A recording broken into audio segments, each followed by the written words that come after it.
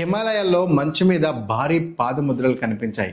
సైంటిస్టులు అవి ఏదో జంతువువి అని కొట్టిపారేసిన ఆ పాదముద్రల పరిమాణం, అవి ఉన్న తీరు చూస్తే అవి ఖచ్చితంగా ఒక అసాధారణ శక్తికి సంబంధించినవని అనిపిస్తుంది. అసలు హనుమంతుడు ఎక్కడ ఉంటాడు అనే విషయానికి వస్తే ప్రధానంగా 2 ప్రదేశాల గురించి చర్చ జరుగుతుంది. ఒకటి శ్రీలంకలోని అడవులు, 2 హిమాలయాలోని గంధమాదన పర్వతం. ఇక్కడ మనం ఒక అన్నోన్ ఫ్యాక్ట్ గురించి మాట్లాడుకోవాలి. శ్రీలంకలోని ఒక మారుమూల అడవిలో మాతంగ్ అనే ఒక తెగ ప్రజలు ఉన్నారు. వీరు ఆధునిక ప్రపంచానికి చాలా దూరంగా ఉంటారు. ఈ తెగవారు చెప్పే మాట వింటే మీ మైండ్ బ్లాక్ అవుతుంది. ప్రతి 41 ఏళ్లకు ఒకసారి హనుమంతుడు స్వయంగా తమ దగ్గరకు వస్తాడని, తమకు జ్ఞానాన్ని బోధిస్తాడని వారు నమ్ముతారు.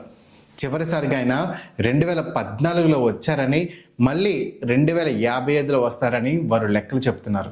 ఇది వినడానికి వింతగా ఉండొచ్చు, కానీ వారు ఇప్పటికీ హనుమంతుడితో తమకున్న అనుబంధాన్ని చాలా రహస్యంగా ఉంచుతారు.